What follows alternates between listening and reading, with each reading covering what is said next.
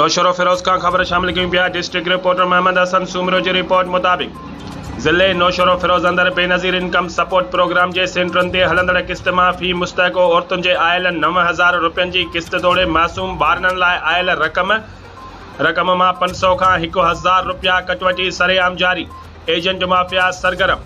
Device holder Naushahro Feroze ऐं ॿियनि हंधनि ते बग़ैर लोकेशन जे गैर क़ानूनी तौर रस्तनि ओताकुनि घरनि झरझंग डिवाइसूं हलाए औरतुनि सां बेहयाई अनढंगो रवैयो इस्तेमालु करण लॻा ऐं मनपसंद गैर क़ानूनी कटवटियूं करे ग़रीब मिसकीन अबोज औरतुनि खे सरेआम ठगे पंहिंजा बिब भरण लॻा। उन खां अलावा कंहिं बि डिवाइस सेंटर ते गर्मीअ खां बचा तोड़े थधे पाणी जो बंदोबस्तु बि न आहे। सिर्फ़ु कमाई वारी मशीन हलाई पई वञे। हुन निटण उस गर्मीअ जे बचाव करण खां सभिनी खे फिरियो थो वञे। अहिड़ी करप्शन वारे अमल में बेनज़ीर इनकम सपोर्ट प्रोग्राम जा ज़िला नौशरो फिरोज जा इंचार्ज अमलदार बि संदसि भाङे भाईवार बणियल आहे।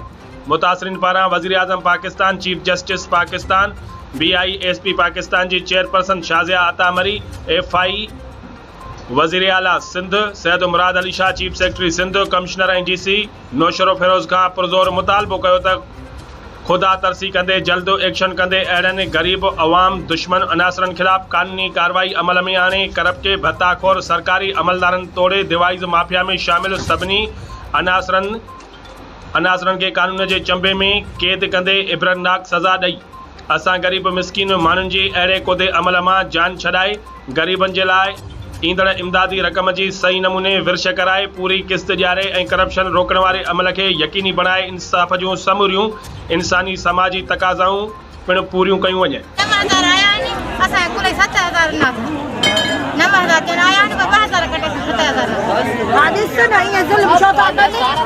हाँ